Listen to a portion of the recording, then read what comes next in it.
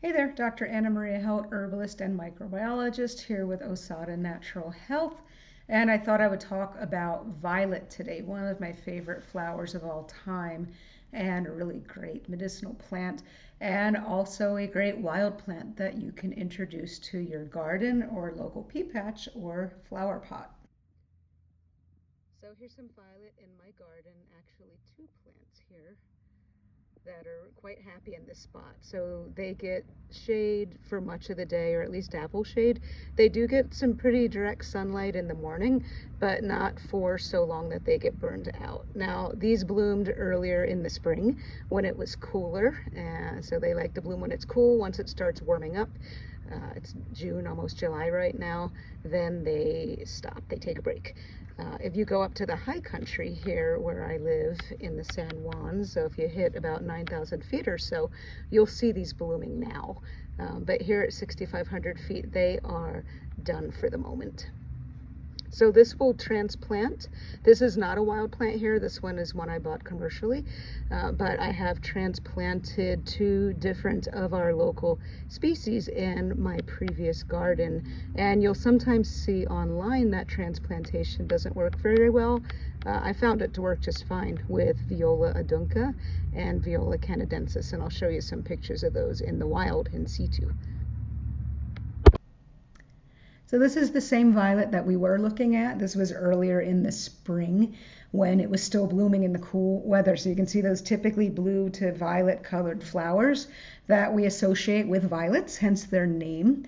Not all violets have purple flowers. If we jump ahead a little bit, here's Viola canadensis in the San Juan Mountains here. It's white with some yellow and what look like little painted black lines in the flower. But this is the one we were looking at, growing happily in the garden. It's very easy to grow violet as long as it is getting some shade. If this were put in the sun all day long, it would not do well. Here is another little violet in the garden that was blooming this spring. So violet, this is a cooling, soothing, mucilaginous remedy. So think about hot, irritating conditions, whether it's an annoying skin rash, especially like a dry, crusty kind of annoying skin rash. This can be really soothing.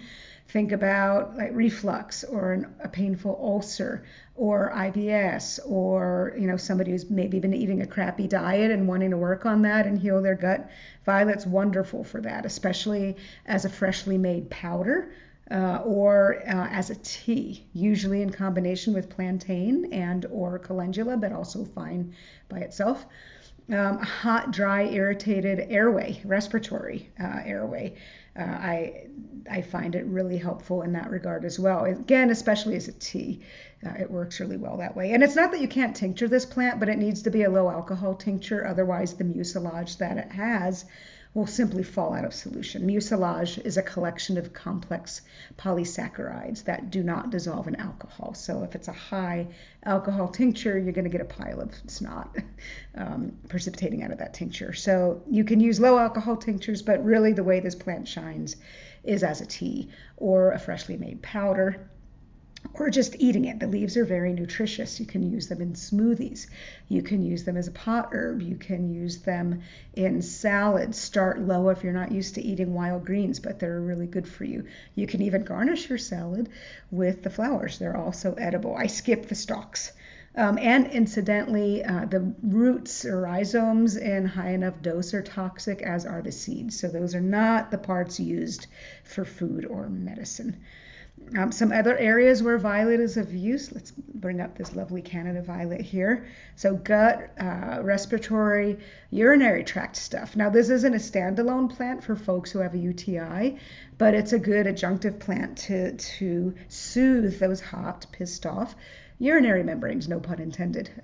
So it's going to soothe, it's going to act like a mild diuretic to help flush the dead bacteria out and the dead immune cells that were acting against those bacteria, together with stronger herbs for working with UTIs, or if it's severe enough, even antibiotics. I won't get into that. I'll just leave it at that for now. So this is considered an alterative plant, which is a fancy word, not alternative, but alterative. It's a fancy word for something that helps support healthy waste metabolism in the body and waste elimination. And how violet does that, in part, is by acting as a mild diuretic. We do get rid of a lot of wastes via the kidneys in the urine. But violet is also a gentle lymphatic herb. So this is an herb that benefits lymph system function. The lymph system, among its many jobs, is the vacuum cleaner of the body. It's what soaks up extracellular wastes and gets them into circulation for elimination from the body.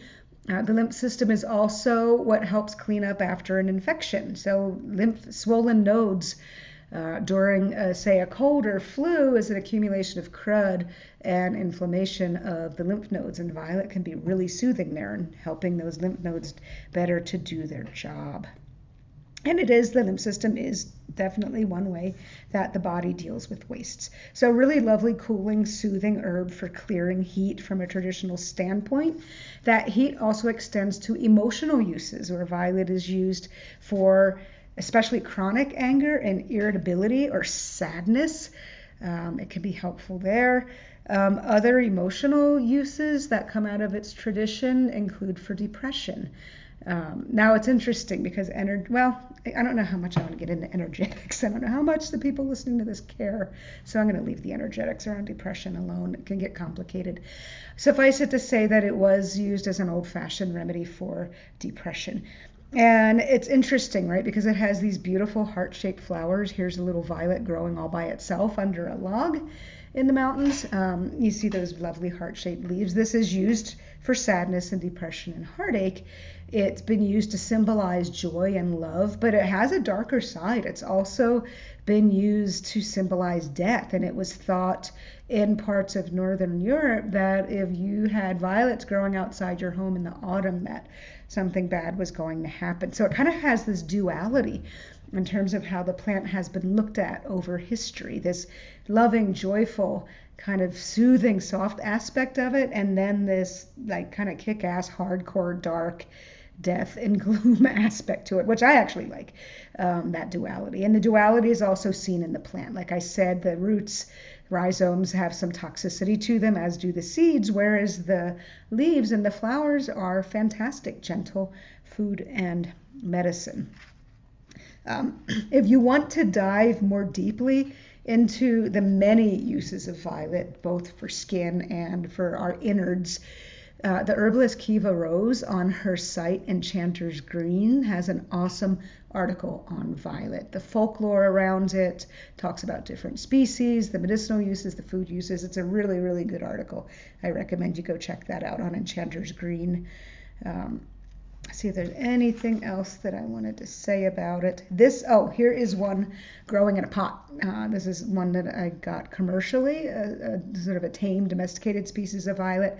If you don't have any outdoor space, or there's no like local pea patch or lot, you can sneak some violet in. You can grow it in a pot. Just make sure that you water it enough.